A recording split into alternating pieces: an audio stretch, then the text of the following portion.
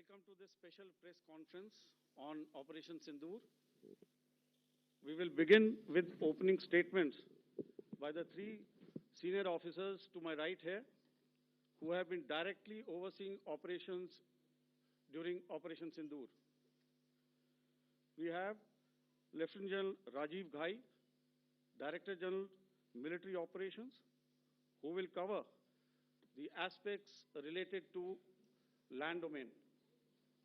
Air Marshal A.K. Bharti, to his right, Director General Air Operations, will provide insights on the air domain. And to my right is Vice Admiral A.N. Pramod, Director General Naval Operations, who will cover aspects on maritime domain.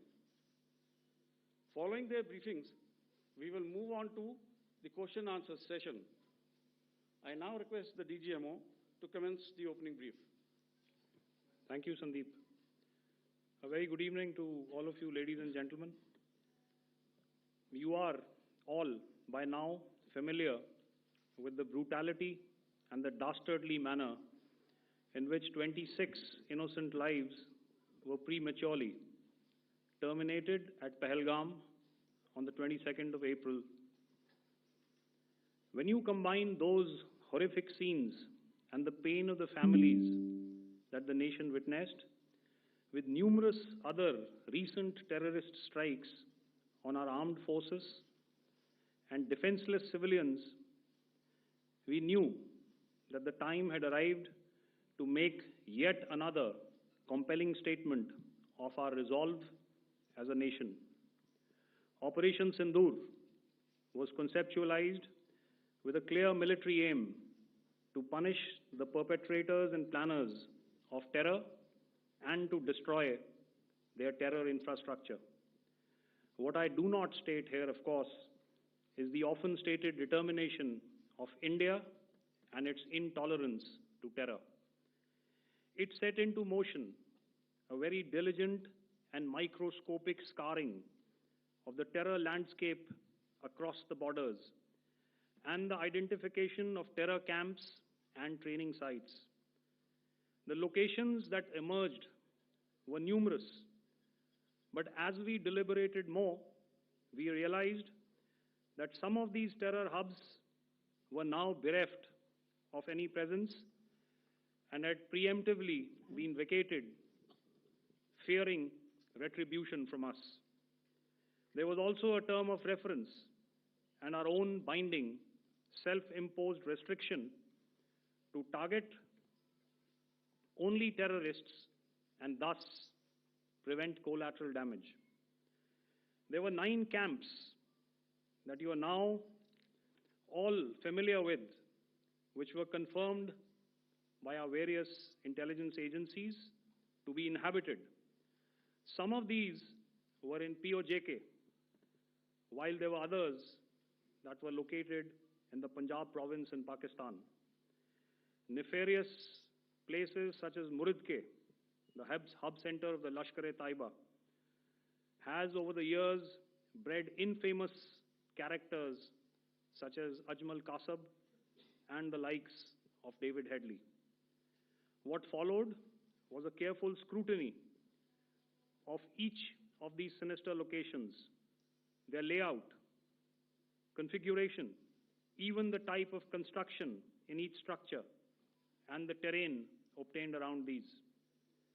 This was with an obvious intent to deduce and identify the exact vector that was required for their neutralization, as also the eyes in the sky that we would send up to ensure that we brought back evidence that we had indeed targeted what we set out to. The precise images of these engagements on that fateful and historical night have already been showcased during the first press statement on the 7th of May that was helmed by our Foreign Secretary. I have no doubt in my mind that we achieved total surprise, and those strikes across those 9 terror hubs left more than 100 terrorists killed, including high-value targets such as Yusuf Azhar, Abdul Malik Rauf, and Mudassir Ahmed, that were involved in the hijack of IC-814 and the Pulwama blast. The line of control was also violated soon after by Pakistan, and the erratic and rattled response of our enemy was apparent from the number of civilians, inhabited villages, and religious sites such as Gurudwaras that were unfortunately hit by them, leading to a sad loss of lives. The Indian Air Force played a major part in these strikes by engaging some of these camps, and the Indian Navy provided wherewithal in terms of precision munitions. The Indian Air Force obviously had their assets up in the sky, and I will here request Air Marshal Bharti, the Director General of Air Operations, to detail for you the methodology that the men in blue adopted to successfully manifest this mission. Thank you, Rajiv. A very good evening, ladies and gentlemen. It indeed is a difficult time that we have to come here like this and brief you. We could have done without this, but we had no choice. As the DGMO has detailed, the event was precipitated by the dastardly act at Pahalgam. The sequence of events have already been detailed. We carefully selected the targets, and out of the 9 selected targets, the target systems that were given to the Indian Air Force were the notorious training camps at Bhavalpur and Muridke, these being further from the international boundary. Through critical target system analysis, we analyzed what was to be done to annihilate these targets and plan to engage these targets with precision air-to-surface guided munitions so as to avoid collateral damage. The modalities of planning process I will not go through at this instant. However, what I would like to show you is the results that we achieved through our targeted air strikes. Could I have the second slide, please?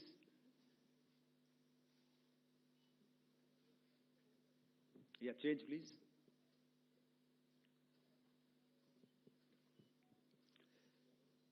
Okay. This is what the terror infra at Muridke looks like. If you see, north is as indicated, and to the right is east, where the international boundary lies. Could we have the next slide, please?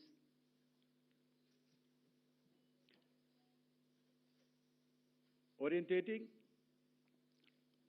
Just go back to one slide. Okay.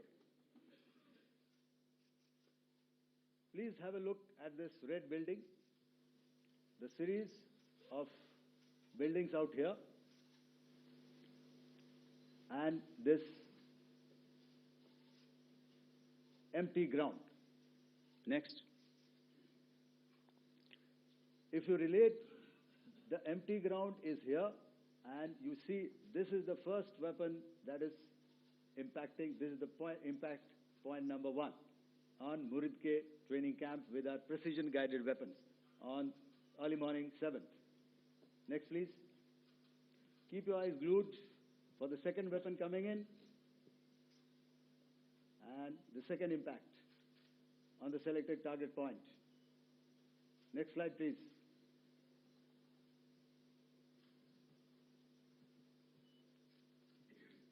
Third weapon, third impact. Continue. And fourth weapon, fourth impact. So through these targeted and precision targeting, we addressed the target at Muridke, which was the turning infrastructure. Can you hear me? All right. Okay, I'll come closer to the mic. Now we go to the next target, which is the Bhavalpur training camp. Next slide, please. Okay, just wait.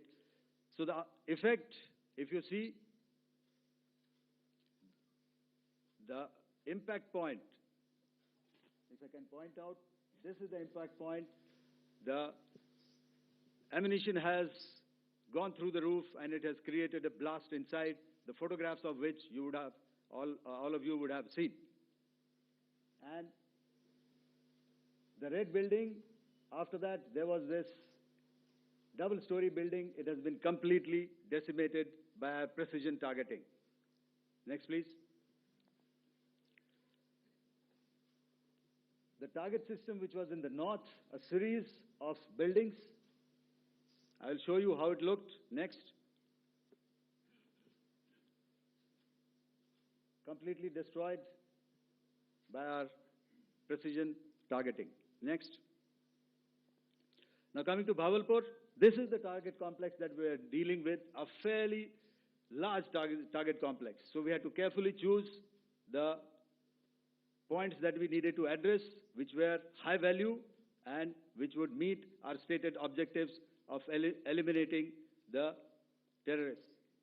I would like to draw your attention to this red canopy, and in relation to that, I would cover the targets. One target system is a series of buildings here, other one here, and other one out here. Next slide, please. This is how it looked before, and this is how the building looked after the impact of the weapon. And orientation in relation to this red canopy, you can see here. Next, please. Before, next, and after. The roofs have completely collapsed. Next. This is the target system. Next. Precision targeting, and we have achieved our objectives here. Next. All right, so that was what we did on the 7th. Our objective was to address these two terrorist camps, and that we did with precision. And thereafter, we maintained a robust air defense posture, because remember, our objective was to target the terrorists and terrorist infrastructure, not any other infrastructure, not the Pakistani military, not the Pakistani any other infrastructure. So that is what we have maintained on the 7th of May. However, what we saw in the evening of 7th of May, we were saturated with a raid of Pakistani unmanned aerial vehicles and small drones. And these came in waves in our civilian areas, over our military installations, and all of them were successfully intercepted. Few of them did manage to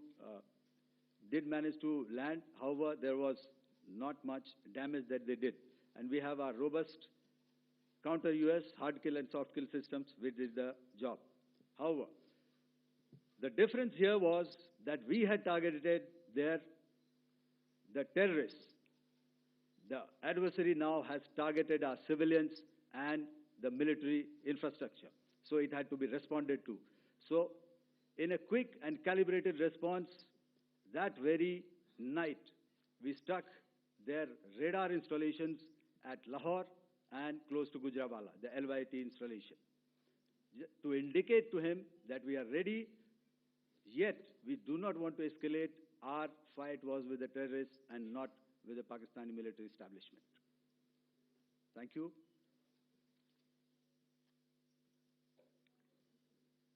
Thank you, Air Marshal Bharti. So, ladies and gentlemen, he's outlined operations not only on the night of 6th and 7th of May, when Operation Sindoor commenced, but also on the subsequent night.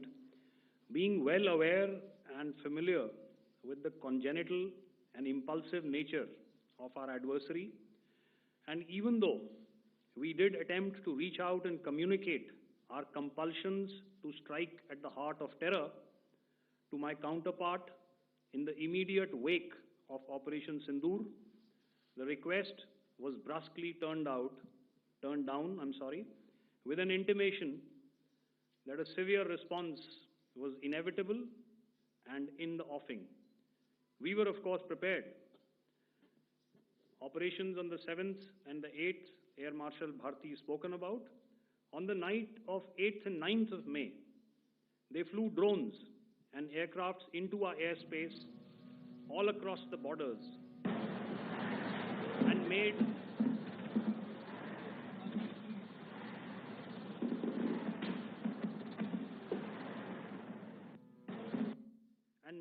largely unsuccessful attempts to target numerous military infrastructure.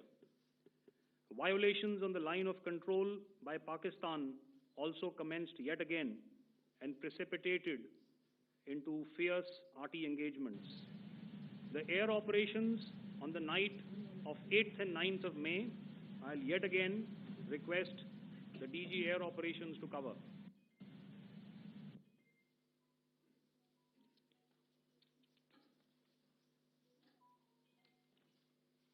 So I just covered what happened on the night of 7th and 8th. What we found that on the night of 8th and 9th, starting as early as 22:30 hours, our cities had a mass raid of drones, unmanned aerial vehicles, UCAVs, starting right from Srinagar, going down right up to Nalia. It was a mass raid in waves, and it was relentless. However, we were prepared, and our air defense preparedness ensured that there is no damage on ground or to any of the intended targets that the enemy might have planned for. The difference between 7th night and 8th night was that on 7th night, he sent in his Yeehaw class of UAVs, however, these UAVs can go some distance, they are armed. However, on the 8th, less numbers of armed UCAVs were there or UAVs were there, and more numbers of quadcopters, maybe for surveillance or just for harassment of civilians. This continued till midnight.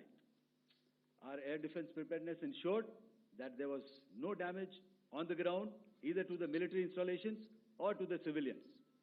However, the enemy had yet again shown that he wanted to up the ante and he wanted a fight, and we were up to the task. In a measured and calibrated response, we once again targeted his military installations, which included his SAM sites at Malirkant. This also included his surveillance radar sites at Lahore and close to Gujranwala. These were suitably addressed, and thereafter his drone attacks continued even till morning, which we countered, and during the daytime there was some respite. Here I would like to bring out another aspect. What we found was that while the drone attacks were being launched from somewhere close to Lahore, enemy had allowed his civilian aircraft to also continue to fly out of Lahore. Not only his own aircraft, but international passenger aircraft, which is quite insensitive, and we had to exercise extreme caution, even at the cost of some tactical disadvantage, to ensure that there is no damage to any of the civilian aircraft. And this was also brought out in our press briefing during the day. So I will now hand over to my colleague to cover the events of 9th onwards. On land, we also undertook certain measures, such as deployment of air defense and electronic warfare assets to establish an integrated grid with the Indian Air Force, and I have seen and heard some of you wax eloquent about the benefits of such an architecture when it comes to negating and combating air intrusions. We also carried out deployment to include movement of our forces in the land, sea, and air domains. The night of the 9th and the 10th of May saw similar intrusions by drones and aircrafts, and this time there was a concerted effort to target airfields and some very, very important logistic installations, albeit yet again unsuccessful and denied gallantly and efficiently, I must say, by the integrated Indian Air Force and Indian Army Air Defense. We further strengthened our deployment and also initiated some pressure points to send a very clear and unambiguous message to the other side to desist from any misadventures on land.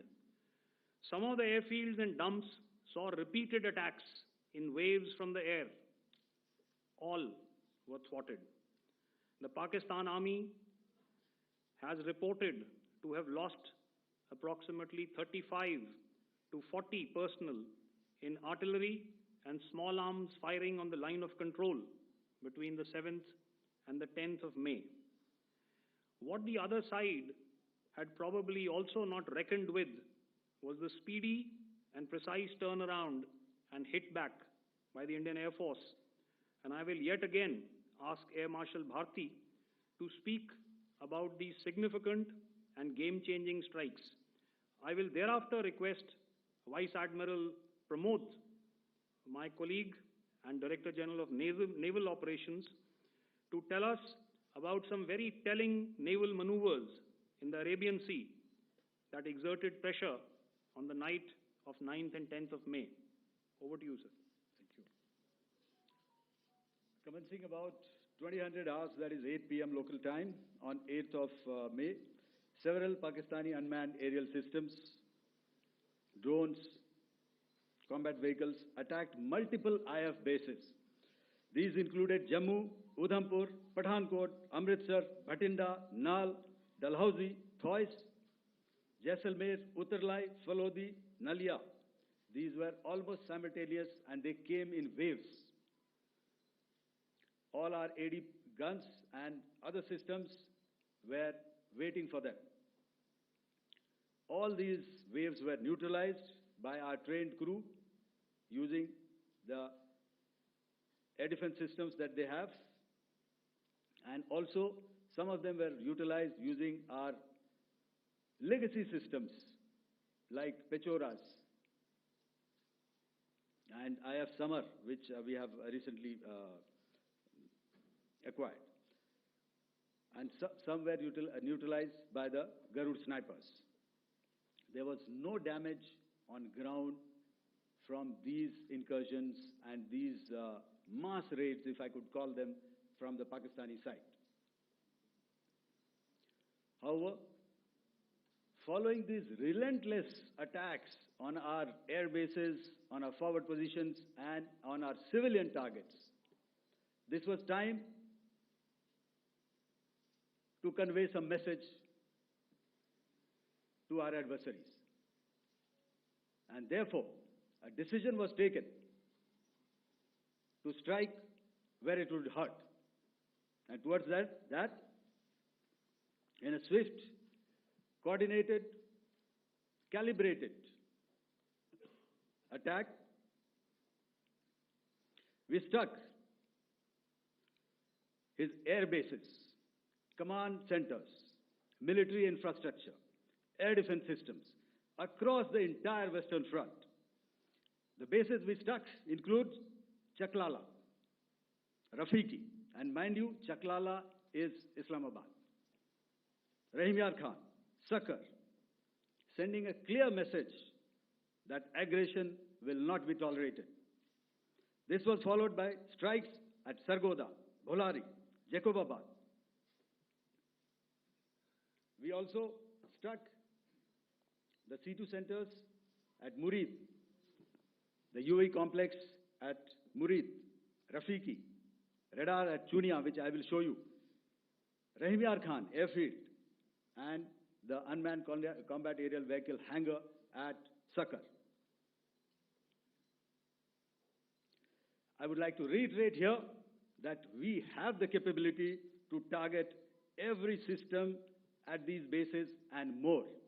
However, it was only a measured response to instill good wisdom to our adversary to refrain from further escalation. IF's response was directed only at military installations, avoiding civilian and collateral damage. I would now like to show you some of the effects that have been achieved as a result of our air operation.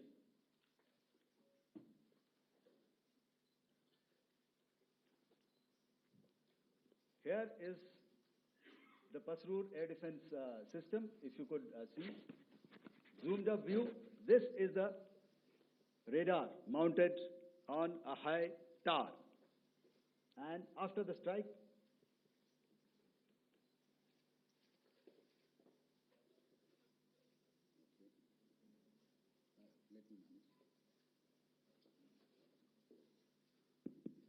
thank you. Can you hear me? Yeah, thank you. And after the strike, this is what has happened. This radar has been taken out, completely burnt. Next slide, please. The Chunia air defense radar, which was taken out on 7th and 8th. This is the radar site. A blown up photograph, once again, on a tower. Not very clear, but what you see very clearly is the after effect after we have struck. The radar head has been completely decapitated. Next slide, please.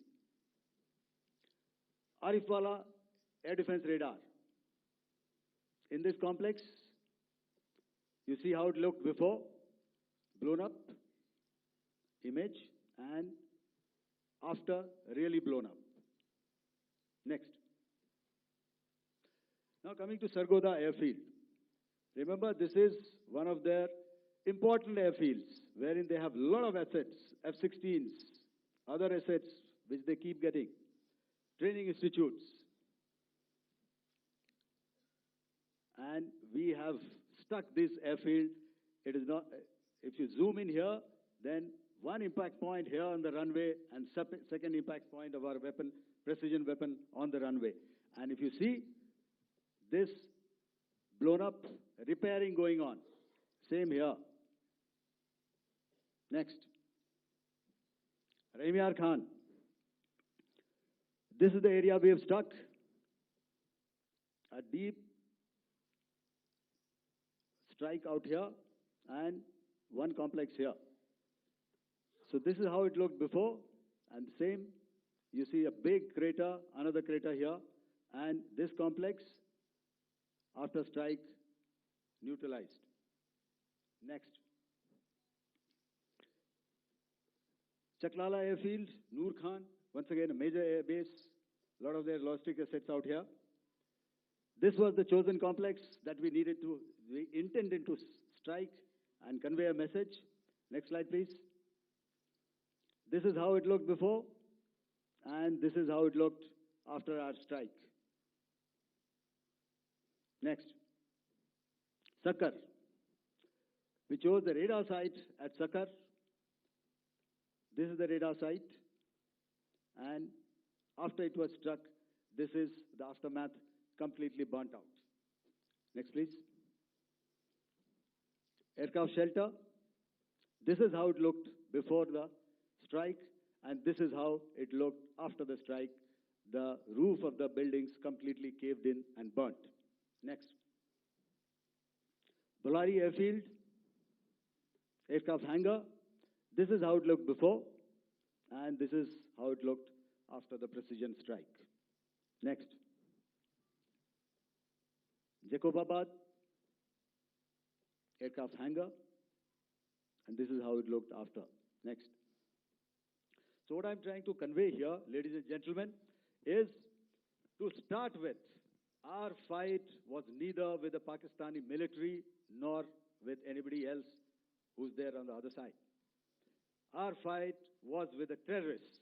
We neutralized the terrorists that we selected to be neutralized, and thereafter, we only maintained the air defense posture. However, we were relentlessly pounded by waves after waves, night after night, by his UCAVs, by his drones, and by his other unmanned aerial systems.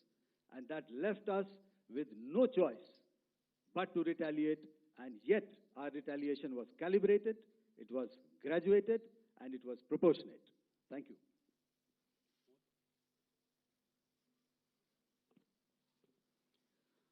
Good evening, ladies and gentlemen. In the aftermath of the cowardly attacks on innocent tourists at Pahalgam in Jammu and Kashmir by Pakistani-sponsored terrorists on 22nd April, the Indian Navy's Carrier Battle Group, surface forces, submarines, and aviation assets were immediately deployed at sea with full combat readiness in concert with the Joint Operation Plan of the Indian Defence Forces.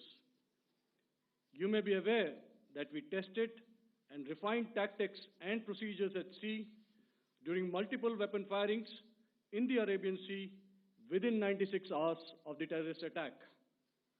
The aim was to revalidate our crew, armament, equipment, and platform readiness to deliver various ordnance on selected targets precisely. Thereafter, our forces remained forward deployed in the Northern Arabian Sea in a dissuasive and deterrent posture with full readiness and capacity to strike select targets at sea and on land, including Karachi at time of our choosing. The forward deployment of the Indian Navy compelled Pakistani naval and air units to be in a defensive posture, mostly inside harbors or very close to the coast, which we monitored continuously. The Indian Navy maintained seamless maritime domain awareness throughout the duration and was entirely aware of the location and movement of Pakistani units. In effect, we had and continue to have good battle space transparency using our maritime domain awareness grid. As you are aware, our response has been measured, proportionate, non-escalatory, and responsible from day one. Accordingly, the calibrated approach considered all options, including the ability of the Indian Navy for offensive action from and at sea. As part of this escalation control mechanism, the application of force by the Navy was planned in a synchronized manner in coordination with the Army and Air Force, the highlight being teams from the three services working closely in an integrated manner. Along with the kinetic actions by the Indian Army and Indian Air Force, the overwhelming operational edge of Indian Navy at sea contributed towards Pakistan's urgent request for a ceasefire yesterday. As we speak, Indian Navy remains deployed at sea in a credible deterrent posture to respond decisively to any inimical action by Pakistan or Pakistan-based terrorists. Thank you. Samno Varna, Jai Hind. Now I'll hand over to Director General Military Operations for further proceedings. Ladies and gentlemen, on the 10th of May, in the morning, even as we were getting into a huddle to wargame the events of the previous night, a routine exercise, I received a message on hotline from my counterpart in Pakistan seeking my willingness to communicate. Since our initial aim was to strike at terror camps, and all our actions in the subsequent days were in response to the intrusions and violations by the Pakistan Air Force and its army, it was decided that I would indeed speak with my counterpart. You are already aware, I've seen it being covered on national television, that my communication with the Pak DGMO was conducted at 15:35 hours yesterday and resulted in cessation of cross-border firing and air intrusions by either side with effect from 1700 hours 10th of May, after he proposed that we cease hostilities. We also decided to further speak on the 12th of May, that's tomorrow, at 1200 hours, to discuss the modalities that would enable the longevity of this understanding. However, disappointingly, and must I add, expectedly, it took only a couple of hours for the Pakistan Army to violate these arrangements by cross-border and across the line of control firing, followed by drone intrusions across the expanse of the Western Front through last night and in the early hours of the morning today. These violations were responded to robustly and dealt with as they must be. We have earlier today sent another hotline message to my counterpart highlighting these violations of the understanding between the DGMOs on the 10th of May and our firm and clear intent to respond to these fiercely and punitively, if repeated tonight, subsequently, or later. In this regard, I must inform all of you that the Chief of Army Staff has earlier today conducted a security review and has granted full authority to our Army commanders for counter-actions in the kinetic domain in case of any violation by Pakistan. In the end, I pay my solemn homage to my 5 fallen colleagues and brothers from the armed forces and civilians who have tragically lost their lives in Operation Sindoor. Our hearts go out to the bereaved families, and we express our solidarity to them in this lifetime and beyond, at this grave juncture in their lives. Their sacrifices shall always be remembered and spoken of in glowing terms by a grateful nation. We have thus far, ladies and gentlemen, exercised, and my colleague Pramod highlighted this, immense restraint, and our actions have been focused, measured, and non-escalatory. However, any threat to the sovereignty, territorial integrity, and safety of our citizens will be met with decisive force. Jai Hind. Okay, ladies and gentlemen,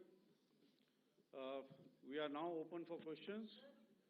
All right, now, since I would not know all of you, I would expect you to please raise the placard or your hand, and once I indicate, I expect you to please give out your name and the media group that you belong to.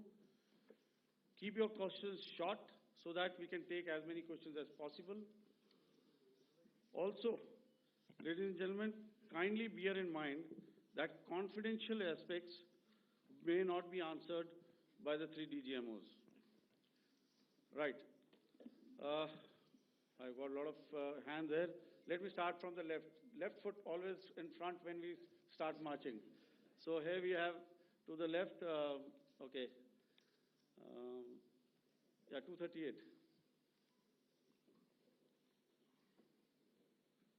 Hello. So this is Manas Pratimudyan from PTI, Press Trust of India. So the understanding that was reached yesterday on stopping the military operations and actions, was it for just 3 days? And what would be the cost escalation if there is violation of this understanding by the Pakistani side? And my subsequent question would be that we have a kind of ceasefire agreement with Pakistan that was finalized in 2003. So will there be some kind of similarities in frameworks between the two kind of understandings, 2003 ceasefire agreement and the current understanding on stopping military operations. And again, what are the costs that will be incurring on Pakistan if Pakistan again resorts to this kind of terrorist activities, because we have made it very clear that the cost will be very high. So I would like to have your thoughts on it. Okay, so I'll answer the latter part of the question first. I also want to add that while the initial ceasefire agreement, as you correctly pointed out, is of the 2003 vintage, but I must remind you that in 2021, in the month of February, and this was then when the crisis in eastern Ladakh was also on, the two DGMOs had spoken and arrived at a ceasefire understanding that lasted right up until this unfortunate attack at Pahalgam. Once our Foreign Secretary had announced the decisions of the CCS in the immediate wake of that attack, he had announced certain measures, and then of course Pakistan had in turn made its own announcements. Since then, there have been certain violations of this ceasefire understanding, and of course after the 7th of May, like I pointed out during my statement, that there have been numerous violations on the line of control especially, and of course along the international boundary by the Pakistan Army and the Pakistan Air Force. This understanding that we spoke about yesterday, no, it was not for 3 days. It was first to stop aggressive and hostile activities immediately, let that order and direction settle down for about 36 hours, and thereafter discuss modalities, like I said, to ensure its longevity. That is tomorrow, on the 12th of May. But unfortunately, we had a violation starting at approximately 1900 hours last night. And we've sent a communique, like I said, to the Pakistan Military Operations Directorate, and we will await as to what happens tonight. All right. The cost escalation, I'll leave it to your best imagination. I've already said that the response will be fierce and punitive. Now, the right foot forward. Yeah.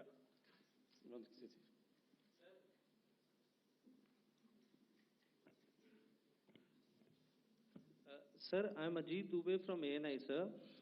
Sir, my question is that you talked about the loss of lives to the Pakistan Army, that was around 35 to 40 kills secured by the Indian Army. Sir, can you tell us what would be the total loss of life to the Pakistan Army in both Army and Air Force attacks, sir? And how good was the performance of the BrahMos, Scalp and the S-400 during the operations? And sir, since we have... Sir, just one line. No multiple questions, please. Sir, all right. And since, sir, we have achieved such a spectacular, we have made good achievements in this entire operation, can we say that we have emerged victorious, or we have a big upper hand over the Pakistanis in this entire conflict? Thank you very much, sir. So I'll answer the question about the loss of lives on the other side. Of course, there are various means to ascertain that number. There is information from various agencies that come in. There are, of course, on the line of control, other ways to find out as to what has been the effect of what you are doing there in ceasefire violations. So therefore, I mentioned 35 to 40 on the line of control, and please remember that once Operation Sindoor was launched, the responses of the Pakistan Army were also on Indian Army or the Indian Armed Forces infrastructure. Let me put it that way. So that's why I did not cover casualties of the Pakistan army, at least in the initial phases of battle, because those were not our targets. Our targets were terror-oriented, and of course later, once they launched air intrusions and air operations on our infrastructure, we've used heavier weapons, and of course there would have been casualties, but those are still being assessed. The effects of the weapons that you mentioned, I will request Air Marshal Bharti to apprise all of you about those. Good evening, Mr. Sujit. How are you? Ajit. Okay, we're meeting after some time. I never mentioned about any of the weapons that we used. Check. Okay. What I was saying, that I never mentioned of any of the weapons, the caliber that we used. All right, so we'll leave it at that. Those are matters of operational details which I would not like to go into. But suffice to say that whatever methods and whatever means we have chosen, it had the desired effects on the enemy targets. How many casualties? How many injuries? Well, to start with, our aim was not to inflict casualties, but in case there have been, it is for them to count. Our job is to hit the target, not to count the body bags. And the last part of your question, I wonder if you read out the tweet on ADG-PI at midnight once we'd done what we had to in Operation Sindoor. And that's credit to my friend here on the left. Justice has been served, Ajit. That is all that I will say. Ajit, I'll request you to, refrain putting words into his mouth. All right. Yeah, I'll come back to the left. 147. Sorry, 47. No, one word. 47. Did I see it here or? Yeah. Good evening, gentlemen. Sorry, 147, I saw it there. Sorry. Yeah. Since I've already said, 147, start please. Hi, sir. Good evening. This is Shivam Patel from Reuters News Agency. Thank you for giving me the opportunity. My question, sir, is how many military targets did Indian Armed Forces strike in Pakistan in response to the attacks from Pakistan? How were these targets selected? And how many troop casualties have been there in total on both sides, if you can give details? Thank you. I'm sorry, where are you? I haven't spotted his. He's to the right. Okay. Can you just repeat that for me, please? Sure, sir. So my name is Shivam Patel. I'm from Reuters News Agency. My question is, how many military targets in total did the Indian Armed Forces strike in Pakistan in response to the attack from Pakistan? How were these targets selected? And how many troop casualties have been there on both sides, if you can? So you're speaking of the targets that I mentioned in the wake of the attack at Pahalgam, right?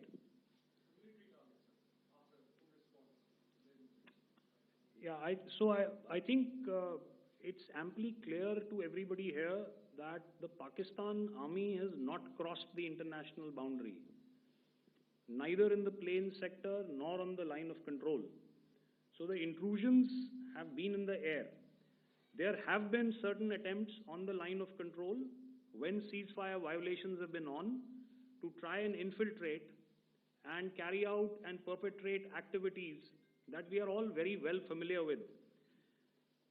Whether these are by terrorists or by the Pakistan army or its special forces and commandos is difficult to say, but each of these have been effectively thwarted.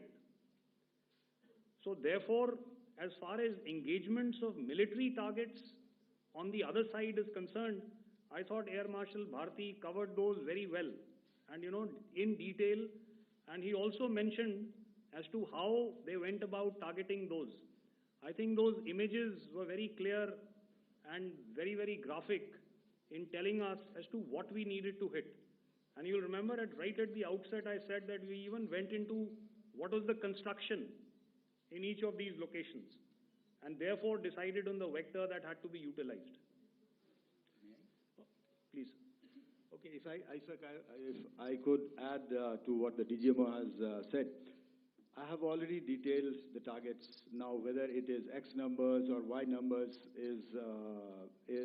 that is immaterial. And what damage have we inflicted? You have seen. What are the casualties on the other side? As I said, that is for them to count. As far as we are concerned, from the air defense side, if they had a choice, they would have definitely come in. They are fighters, there are more numbers of UCAVs. It is not that they did not intend to come in. It is only that our robust AD posture prevented them from coming in. So that must be known, and that must be realized by all the audience here. Yeah, I'll come to the left now, 24.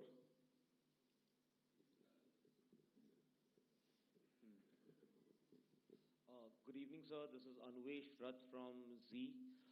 Sir, I wanted to know on the first briefing, which was done by FS and two representatives from Air Force and Army, you showed a list where there was 21 places in that list. You have stuck 9. Are more operations going to be held? Is Operation Sindoor still on? And the second question, thank you, sir. Thank you so much. And also, I want to congratulate all three of you for a fantastic operation that you guys have done. Thank you so much. Thank you so much for that one question. Yeah. Sir, the question. Unfortunately, Rath, is that your name? I'm sorry. As far as operational details are concerned, I am not in a position to share those right now. But I think I'll take a cue from Pramod. He said towards the end that the Indian Navy is still in a posture that is deterrent. And I have already made it very clear towards the end of what I said that it's only a couple of hours ago that the Chief of Army Staff has carried out a security review, and he's authorized our Army commanders to deal with violations of any kind from across the borders in a manner that they deem fit. So, again, to reiterate, the response will be fierce and it will be punitive.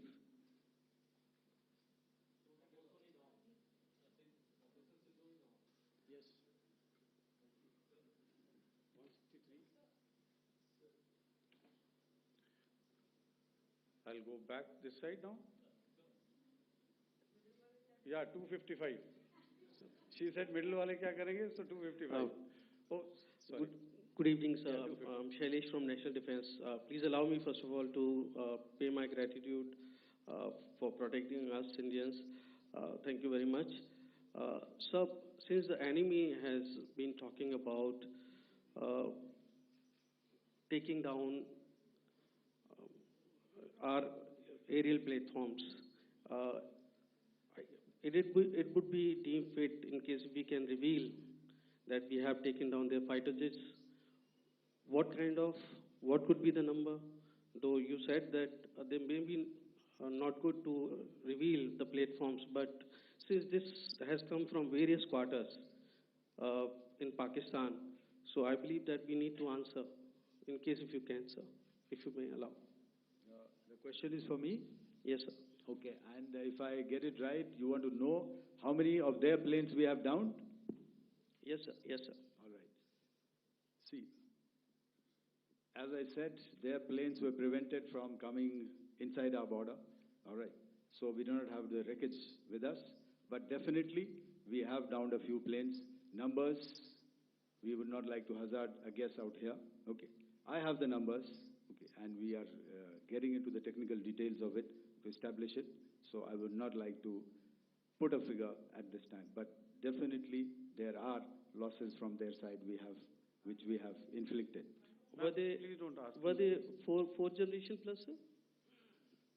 No, See, sir, you're putting words into my mouth. Why do you say fourth generation? Let us make it high tech. Thank you so much. All right. Yeah, 163.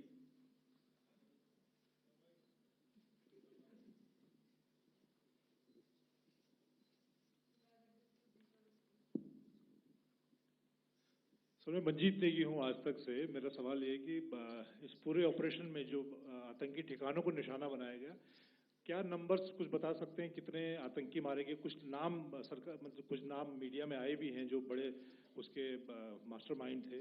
और एक सवाल जो आज air force ने भी एक tweet किया कि ऑपरेशन सिंदूर अभी जारी है और सरकार की तरफ से भी कहा गया। और पिछली बार जब विदेश मंत्रालय की प्रेस कॉन्फ्रेंस पहली हुई थी उसमें वो लिस्ट दिखाई गई थी कि 21 टेरर कैंप आइडेंटिफाई किए गए हैं। तो क्या जो बाकी बचे हुए टेरर कैंप हैं उन पर भी कार्रवाई होगी? और एक नंबर अगर आप बता पाएं कितने टेररिस्ट मारे गए? Sir, before you answer, sir, before you. Manjeet ji, three questions. The third one has just been asked here before. So 21, this thing. So I'll request the first to be answered so that we have more number of people who can ask. Manjeet, जब मैंने statement दिया तो मैंने शुरू में ही कहा कि जैसे ही ऑपरेशन सिंदूर कॉन्सेप्चुअलाइज हुआ तो हमारा जो पीछे की कार्रवाई होती है, स्पेड वर्क और टारगेट्स को आइडेंटिफाई और एनालाइज करने की कार्रवाई शुरू हो गई थी। मैंने जब स्टेटमेंट दिया तो मैंने बताया कि बहुत सारे थे, हमने 21 दिखाए होंगे और भी हैं, लेकिन वो लिस्ट फिल्टर करते करते 21 तक पहुंची। अब क्या आगे एंगेज किए जाएंगे? अगर ज़रूरत पड़ेगी तो ज़रूर एंगेज किए जाएंगे, लेकिन मैंने बताया कि इस समय जो इंट एजेंसीज ने हमें बताया कि फलाने कैंप में प्रेजेंस है, हमने उनको एंगेज किया। कुछ नाम मैंने लिए, कुछ नाम अभी पुख्ता किए जा रहे हैं। मैंने आपको बताया कि जो इंट एजेंसीज ने अभी तक असेसमेंट किया है उसमें उन्होंने कहा है कि तकरीबन 100 से ज़्यादा मारे गए हैं। और एक आज आपने तस्वीर भी देखी कि काफ़ी प्रोमिनेंट जो फ्यूनरल था, काफ़ी प्रोमिनेंट एक जो हस्ती हैं वो ऑर्गेनाइज कर रहे थे, और उस फ्यूनरल में और कौन कौन लोग अटेंड कर रहे थे वो तो आपने देखा ही। तो आप लोग सब समझदार हैं और मुझे ये कहने की ज़रूरत नहीं है कि इन लोगों को कहाँ से सपोर्ट मिल रहा है। अगर नहीं मिल रहा होता तो ऑपरेशन सिंदूर नहीं होता, तो उसी की वजह से है ये ऑपरेशन। तो मेरे ख्याल से मैंने आपके सारे सवालों का जवाब दे दिया। Ma'am. Sir, next is from 17. Sir, मेरा नाम अंजू निर्वाण है, TV9 भारतवर्ष से। सर, मेरा सवाल ये है कि ऑपरेशन सिंदूर में हमारी जो इंडियन नेवी है उसके बारे में सर थोड़ा सा बताएं कि किस तरह की उसकी भूमिका रही, क्योंकि हमने इस दौरान सर देखा कि बहुत सारी स्पेकुलेशन भी रही और ये बोला गया कि कराची तक हमारी नेवी ने ऑपरेशन किया है। तो सर इस पे थोड़ी सी क्लैरिटी चाहिए। और सर हमने कौन कौन से फाइटर एयरक्राफ्ट डाउन किए हैं, अगर उसका भी थोड़ा सा क्लैरिटी मिल जाए तो अच्छा रहेगा। तो मैं आपका पहले सवाल का जवाब दूंगा। I will make few sentences and leave it for your imagination. First of all, as I mentioned, we have quantitative and qualitative edge to deliver a massive blow to our adversary. And we completely dominate in the maritime front. Indian Navy's action is part of the escalation ladder mechanism which we have worked out amongst three services. This time, if Pakistan dare take any action, and Pakistan knows it, what we are going to do. That's all. Okay. आपके सवाल का जवाब मैं पहले दे चुका हूँ। आपके सवाल का जवाब मैं पहले दे चुका हूँ, इसलिए मैं बस उस तक ही सीमित रखूंगा और इतना कहना चाहूँगा कि आने वाले दिनों में आपको खुद ही पता चल जाएगा और ऐसी बातें छुपी नहीं रहती हैं, तो पता चल जाएगा. So at this time we'll just let it be. Okay, ladies and gentlemen, we have one or two more questions, sir. So please, they are going to be outside. You can speak to them there also. 104.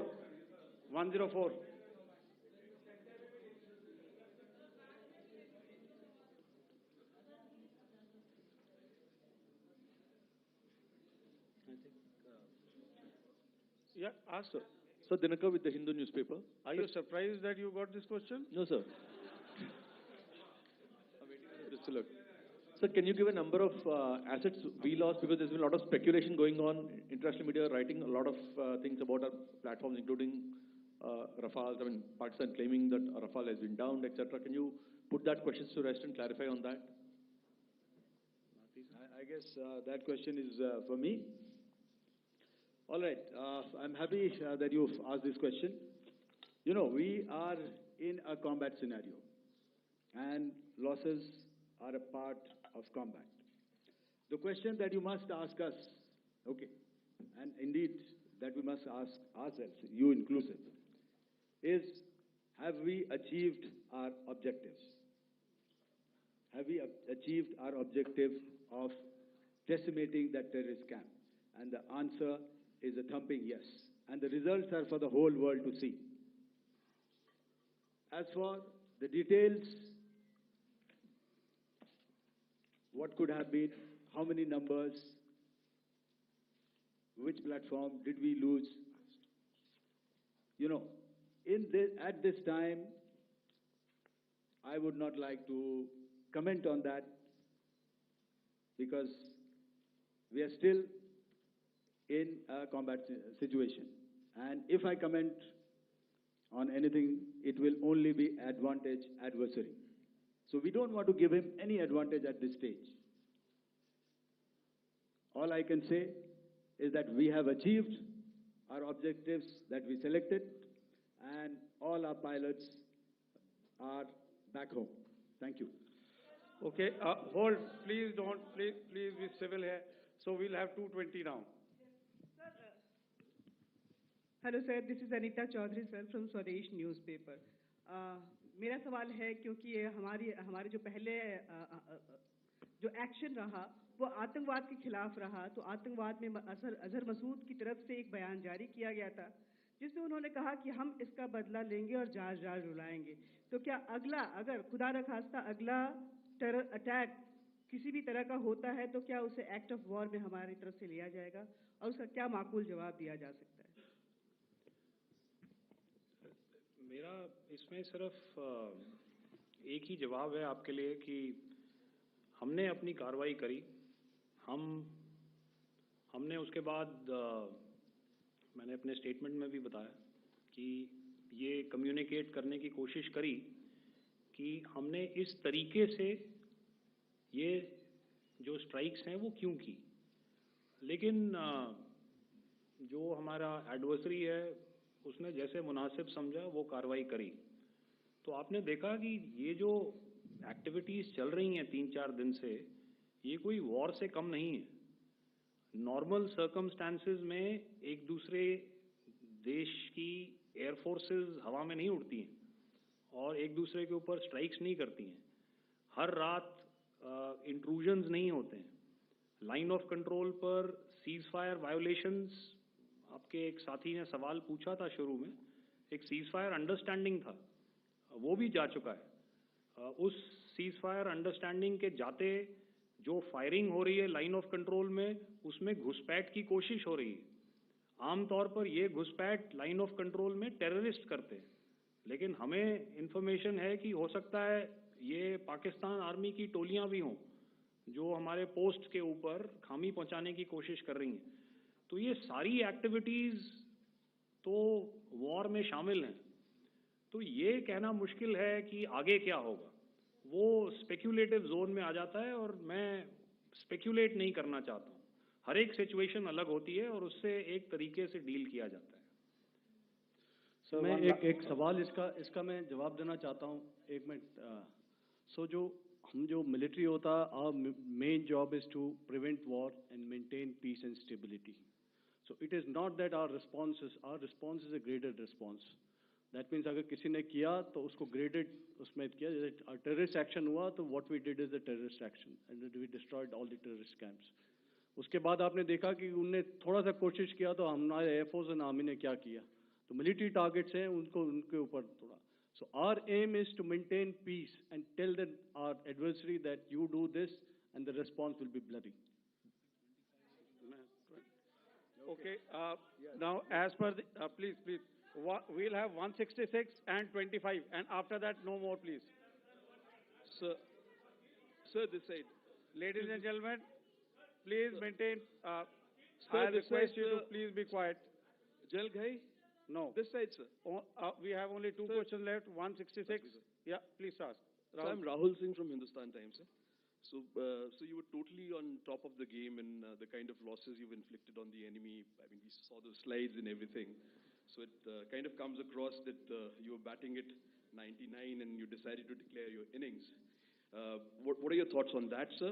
And do you think, are you weighing the option of the Pakistan army using this time, buying this time of the so-called ceasefire or the understanding? And you talked about how they could not be trusted. So buying time to kind of build up their war reserves, getting stuff from their friends like Turkey or China, are we considering that possibility, sir? Look, see, the call came from the Pakistani side to speak about cessation of hostilities. What pauses mean during such conflicts is known to everybody. You know, I don't want to go into the pros and cons of how preparation for war is made. You know, that is a process in itself. But I think my senior colleague here, the DG Air Operations, spoke, or he alluded at least, you know, to what this operation was precisely and specifically meant for. And I think that's something that we achieved, you know, right at the outset. Had we had the option not to go further, we probably wouldn't have. But we've been compelled to be in this situation. And as you've seen, the armed forces of India, and you know, you've got the three Director Generals sitting here, we are always prepared to face any eventuality. And like I said, that's for the sovereignty, the territorial integrity, and the safety of our citizens. So whatever has to be done will be done. You know, I'm not so concerned about what Pakistan will do in this time. I'm only concerned about what we will do. We have a roadmap and a plan, and we will follow it diligently, and we will follow it to the T. You know, that's the contention that I want to make here today. Ma'am, please. Okay, the last question, and ma'am, 25, she's been asking since Sir. the first one. Sir, I'm Nandita. Sir. She's not asking a question. Sir, I'm Nandita Dagar, DAGAR from DD News and DD India. Sir, I wanted to ask you that my question is to General Ghai. Sir, you spoke to your counterpart yesterday and the Pakistani counterpart.